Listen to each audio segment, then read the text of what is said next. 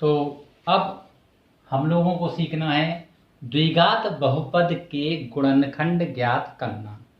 तो जब भी हमें कभी किसी भी द्विघात बहुपद के गुणनखंड ज्ञात करने हैं तो हम लोग क्या करते हैं।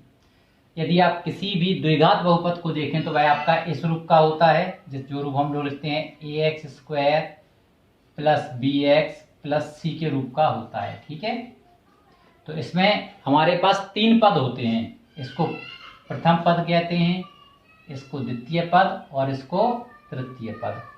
जैसे आपके पास एक यहाँ पर दिखाई दे रहा है, एक एग्जाम्पल मैंने ले रखा है 8x² माइनस 10x प्लस 3। तो इसका ये प्रथम पद हो गया, ये द्वितीय पद हो गया और ये आपका तृतीय पद हो गया।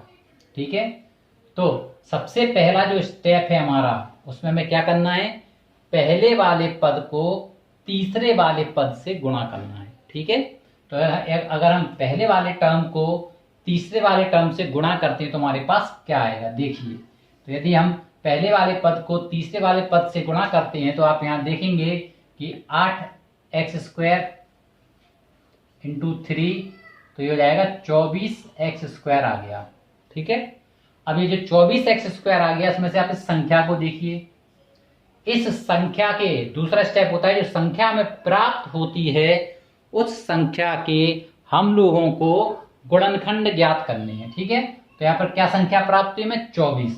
तो 24 के जो हम गुणनखंड लिखेंगे वो क्या क्या हो सकते हैं। सबसे पहले 1 से भाग दो, तो 1 से भाग दोगे तो 24 आ जाएगा। 2 से भाग दोगे तो 12 आ जाएगा। 3 के पहाड़े में 8 बार आता है, हमें यहाँ पर प्राप्त हो गई। ठीक है, तो ये जो संख्याएं हम लोगों को प्राप्त हो गई हैं, अब इन संख्याओं में हम लोगों को करना क्या है उसको देखते हैं। ठीक है, हम लोग अब हमने पहला स्टेप कर लिया, क्या, पहले और तीसरे टर्म को गुणा कर दिया। पहले और तीसरे टर्म को गुणा करने पर आप देख रहे हैं 8 × 24x² आ गया। दूसरा स्टेप था हमारा, ये भी हमने पूरा कर दिया। संख्या के जो संख्या में प्राप्त हुई है उस संख्या के गुणनखंड कर दिए भाई। अब तीसरा है, तीसरे पद का चिन्ह देखना है।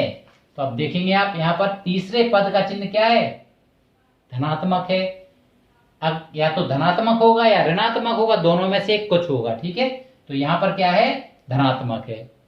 तो यदि चिन्ह धनात्मक होता है तो हम इसमें से उन संख्याओं को चुनेंगे जिनको जोड़ने पर ये वाला बीच का पद आ जाए। ठीक है, और अगर ये चिन्ह ऋणात्मक होता है तो मैं इन संख्याओं में से उन संख्याओं को चुनेंगे जिनको घटाने पर हमारा मध्य पद आ जाए। ठीक है, तो इसलिए अब हम यहाँ पर अपने देखते हैं इस प्रश्न में हम क्या कर सकते हैं। सबसे पहले हमने क्या किया, पहले और तीसरे पद को गुणा किया, 24 आ गया। 24 के गुणनखंड कर दिए। अब इन गुणनखंडों में हमें ये देखना है कि किनको, क्या चिन्ह इसका तीसरे का, प्लस, मतलब जोड़ने पर किसमें 10 आ रहा है। अब देखो जोड़ के देखो, 24 और 1 25, 12 और 2 14, 8 और 3 11, 6 और 4 10। इसको जोड़ने पर हमारा 10 मतलब मध्य पद आ रहा है, तो हम इसको चुन लेंगे। ठीक है, और अब इस प्रकार से इसके गुणनखंड करेंगे। क्या लिख देंगे, सबसे पहले देखो इसको करने का प्रयास करते हैं। 8x² माइनस 10x प्लस 3 हमारा प्रश्न था। ठीक है, सबसे पहला काम क्या किया, आपने इन दोनों को गुणा किया, ये 24 आया, 24 के गुणनखंड करे, तीसरे पद का चिन्ह देखा, ये वाला प्राप्त कर लिया। तो इसको लिखेंगे 8x² minus 6x plus 4x plus 3। और ये ध्यान रखना है, हमें हमेशा यहाँ ब्रैकेट लगाना है, क्योंकि ब्रैकेट चाहे यहाँ माइनस का चिन्ह हो चाहे प्लस का, ब्रैकेट, और पहले बड़ा नंबर लिखना है फिर छोटा नंबर, और जो साइन यहाँ होगा तीसरे पद का वो इनके बीच में आएगा। ठीक है, तो अब क्या हो जाएगा, देखो हमारे पास 8x² माइनस से ब्रैकेट ओपन करोगे तो minus 6x minus 4x plus 3। अब इनमें कॉमन लेना होता है, तो हम इसके बिल्कुल पूरे गुणनखंड कर देंगे। ठीक है, कैसे गुणनखंड कर देंगे, देखो बेटा, 2 गुणा 2 गुणा 2 गुणा x गुणा x। अब 8 के गुणनखंड 2 गुणा 2 दूनी 4 दूनी 8 x। इसे करोगे 2 गुणा 3 गुणा एक्स माइनस 2 गुणा 2 गुणा एक्स धन 3। इसमें देखो कॉमन क्या आ रहा है, आपको स्पष्ट दिख रहा होगा, एक तो 2 कॉमन है, एक एक्स कॉमन है, एक 2 कॉमन एक्स, तो 2x यहां पर कॉमन ले लिया, क्या बचा रहा, 2 दूनी 4 एक्स बचा रहा, माइनस यहाँ पे 3 बचा रहा। इन दोनों में देखो इसका चिन्ह हमेशा कॉमन है, जो तीसरे पद का चिन्ह होगा वो कॉमन लेना है, माइनस और कुछ कॉमन नहीं है तो 1 आएगा, तो 4x माइनस 3, अंदर के माइनस से प्लस हो गया, प्लस का ये माइनस हो गया, और हमेशा ये दोनों ब्रैकेट आपके एक जैसे आएंगे, इस बात का भी ध्यान रखना है। अब देखो क्या आ गया हमारे पास, अब इन दोनों को कॉमन ले लेंगे, तो इस प्रकार से हम लोग इसके गुणनखंड कर सकते हैं। तो किसी भी द्विघात बहुपद के गुणनखंड ज्ञात करने के लिए हमको ये तरीका अपनाना है। ठीक है, मैं फिर से एक बार रिपीट कर देता हूं कि इसमें 3 पद होते हैं, सबसे पहले पहले और तीसरे पद को गुणा करते हैं, जब पहले और तीसरे पद को गुणा करेंगे तो हमारा 24x² आ गया। अब संख्या जो प्राप्त हुई उसके गुणनखंड कर दिए, गुणनखंड करने के बाद जो तीसरे पद का चिन्ह होता है वह लिखा जाता है। ठीक है, मैं फिर से यहां लिख देता हूं, तीसरे पद का चिन्ह देखना है। ठीक है, तो तीसरे वाले पद का जब आप चिन्ह देखेंगे तो आपके पास में क्या आ जाएगा, अगर प्लस है तो प्लस का और माइनस है तो माइनस का आ जाएगा। ठीक है, और फिर आप इसके गुणनखंड कर सकते हैं। तो इस प्रकार से हम किसी भी द्विघात बहुपद का को गुणनखंड ज्ञात कर सकते हैं। ठीक है, और अभी 2 क्वेश्चन देखते हैं, देखिए।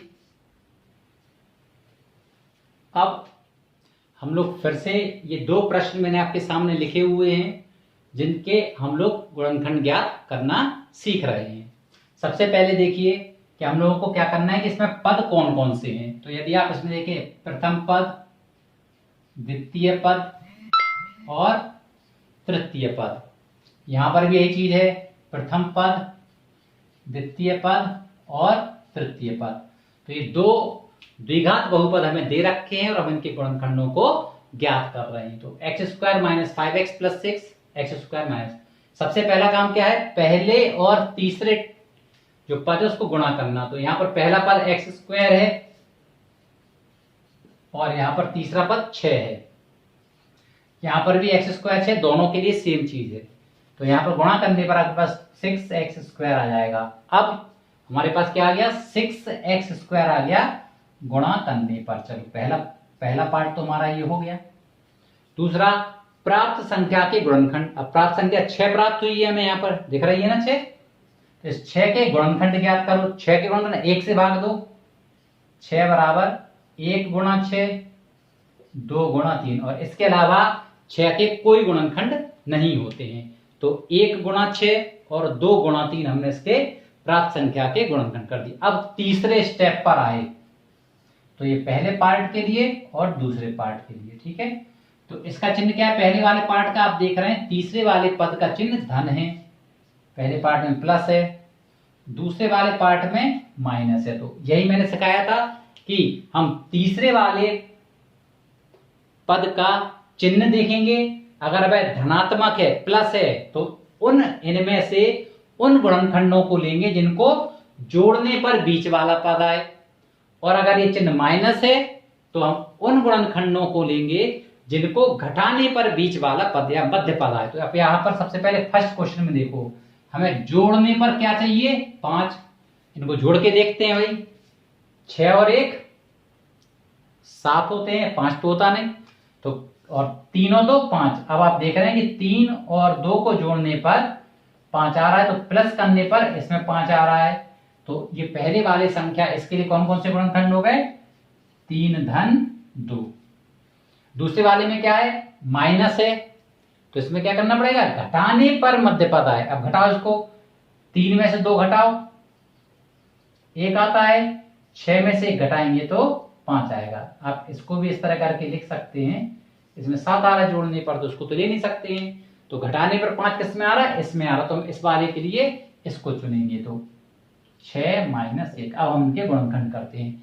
तो पहले वाले पार्ट के लिए हमें क्या लेना है, 3 और 2 लेना है। तो अब लिख देंगे x², मैंने जैसा बताया था माइनस का चिन्ह है, यहां पर क्या कर लो, इसको 5x लिखा है, ठीक है, ब्रैकेट लगाया, 3x धन 2x, क्योंकि जोड़ने पर हमें 5 चाहिए था पहले वाले पार्ट में, ठीक है। अब ब्रैकेट ओपन करोगे आप लोग, इनके गुणनखंड कर दो, x गुणा x माइनस 3 गुणा x 2 गुणा x धन 6 के 2 गुणा 3। कॉमन क्या आ रहा है इसमें, इसमें x कॉमन है, x कॉमन ले लो, बचा रहा x, यहाँ पे 3, इन दोनों में देखो ये माइनस चिन्ह है तो माइनस कॉमन आएगा, माइनस 2 कॉमन लिया, x इसका चिन्ह धनात्मक, इसका चिन्ह ऋणात्मक, ये दोनों हमेशा सेम आने चाहिए, आपका हो जाएगा x माइनस 3 और x माइनस 2। अब हमें इस दूसरी संख्या को भी करना है, ठीक है, तो इस दूसरी संख्या को करने के लिए हम अच्छी तरह से एक बार और इसको कर लेते हैं, ठीक है। तो pause the video to note it down. अब इसके लिए करते हैं, क्या होगा, एक्स स्क्वायर प्लस का चिन्ह है, ब्रैकेट जरूर लगाएं, ठीक है। क्या चाहिए था, घटाने पर 6x minus 1x minus 6, x square plus 6x minus x minus 6, इन दोनों में कॉमन लिया, x कॉमन आएगा तो x धन 6 माइनस का 1 कॉमन लिया, x धन 6, x धन 6। अब देखो दोनों में सेम आए हैं और x माइनस 1। तो इस प्रकार से हम किसी भी द्विघात बहुपद के गुणनखंड ज्ञात कर सकते हैं।